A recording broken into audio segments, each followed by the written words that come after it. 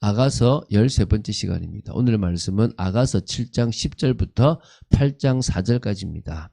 7장 10절부터 13절 말씀을 합독하고 아가서 7장 10절부터 8장 4절까지를 보도록 하겠습니다. 그러면 아가서 7장 10절부터 13절 말씀을 한 목소리 합독하겠습니다. 나는 내 사랑하는 자에게 속하였다다. 그가 나를 사모하는구나. 내 사랑하는 자야, 우리가 함께 들로 가서 동네에서 유숙하자. 우리가 일찍 일어나서 포도원으로 가서 포도움이 돋았는지 꽃술이 퍼졌는지 석류꽃이 피었는지 보자. 거기에서 내가 내 사랑하는 자를 사랑을 내게 주리라. 합한 채가 향기를 뿜어내고 우리의 문 앞에는 여러 가지 귀한 열매가 새것 묵은 것으로 마련되었구나. 내가 내 사랑하는 자 너를 위하여 쌓아둔 것이로다. 아멘. 자, 아가서의 후반부 중에서 첫 번째인 아가서 5장 2절부터 8장 14절에 그 첫 번째 아가서 후반부가 8장 14절까지인데 그 중에 첫 번째가 8장 4절입니다. 이제 솔로몬과 술람미 여인 두 사람의 사랑의 갈등과 그것을 극복하는 과정입니다. 이제 거의 다 극복한 거죠. 그 중에서 이제 오늘은 7장 10절부터 8장 4절까지로 이제 그 첫 번째 부분을 마무리한다라고 보시면 됩니다. 결국은 술람미 여인 때문에 이 사랑이 지금 위기를 맞았는데요. 다시 그 위기를 넘어서 한층 성숙해진 이 술람미 여인이 솔로몬을 향해서 사랑 노래를 하고 있습니다. 앞에서 우리가 솔로몬이 불렀던 노래에 이 술람미 여인이 답가를 한다라고 보시면 되겠습니다. 자, 먼저 좀 내용들을 볼 건데요. 7장 10절부터 13절입니다. 위기를 극복한 이후에 그 사랑이 한층 성숙해진 이 술람미 여인이 솔로몬을 아름다운 사랑의 동산으로 초청하는 내용입니다. 와라의 말이죠. 자, 나는 내 사랑하는 자에게 속하였도다. 그가 나를 사모하는구나.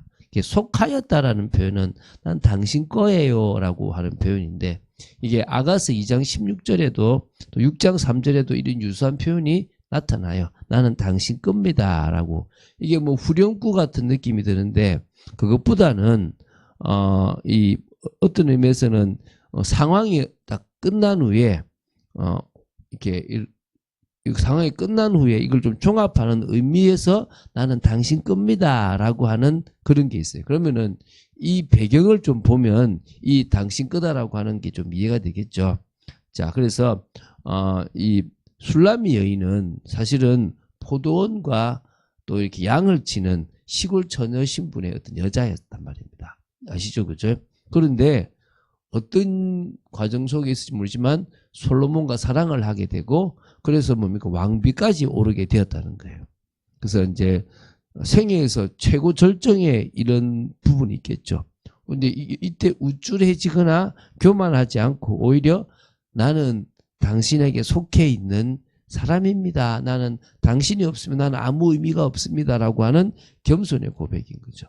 사실 우리가 하나님은 교만을 싫어하시잖아요. 내가 잘나서가 아니라 어떨 때 순간순간 올라오는 내가 뭐가 되는구나 라고 생각할 때마다 나는 주님께 속해 있고 주님의 은혜로 내가 지금 이 위치에 내가 이 은혜를 받았다는 것을 늘 잊지 않고 믿음을 고백해야 될 줄로 믿습니다. 그래서 자기가 당신께 속해 있다라고 말하는 이유가 뭐냐? 솔로몬이 나를 사모하는구나. 간절히 나를 원하는구나. 간절히 원한다는 표현이 사실 몇 번 안 나와요.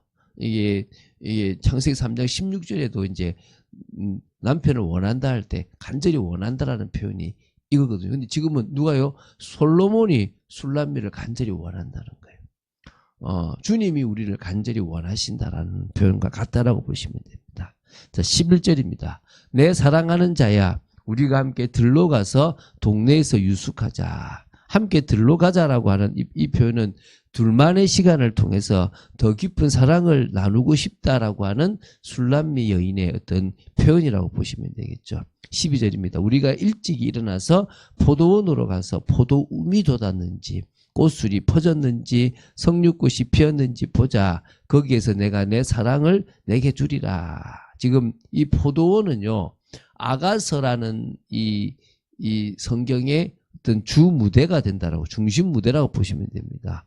그리고 또 동시에 이스라엘의 상징이자 그리스도와 성도들이 이루는 공동체를 대표하는 그런 어떤 대표되는 어떤 표상이라고 봐도 돼요. 그러니까 포도원은 되게 중요하죠. 그래서 포도원에 대한 비유가 성경에 꽤 있습니다.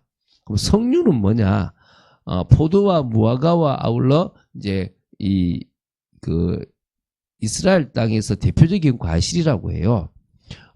그래서 여기 보면 이것은 사랑과 결혼을 의미하는 과실이고요. 또 이스라엘 성전 내부에서는 이걸 장식할 정도로 되게 어떤 또 고급스럽고 이렇게 좀 거룩한 그런 걸로 볼 수 있고요.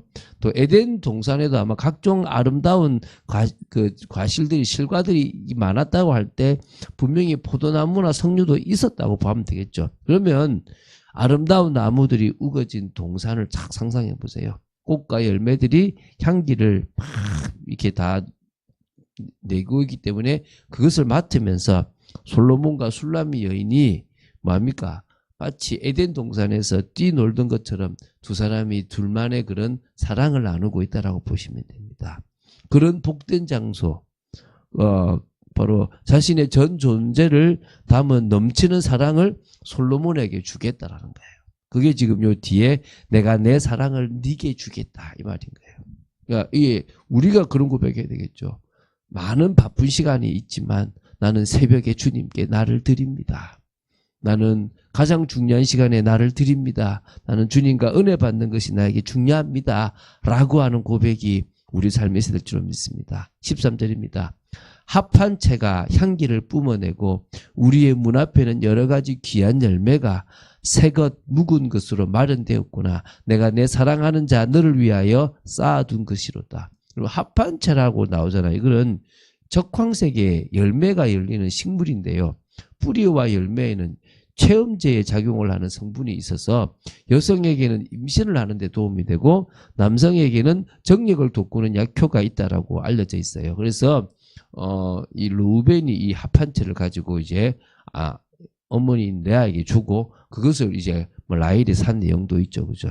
그래서 이게 사실은 이 사랑의 꽃이라고 이렇게 표현하면 됩니다. 그리고 여기 여러 가지 귀한 열매가 새것 묵은 것으로 마련되었다라고 할 때 이 새것과 묵은 것은 갓 추수한 것과 또 이미 추수한 하여 저장한 것을 의미하는, 다시 말하면 풍성할 정도로 많다라고 하는 히브리적 용어법 중에 하나라고 해요. 그래서 합한채가 어떤 그런 어떤 사랑의 질을 의미한다 그러면 이 새것과 묵은 것은 양을 의미합니다. 그러니까 다시 말하면 술람미 여인은 질적으로도 양적으로도 남편과의 사랑을 하기 위해서 모든 정성을 다해서 준비했다는 거예요. 우리도 마찬가지잖아요.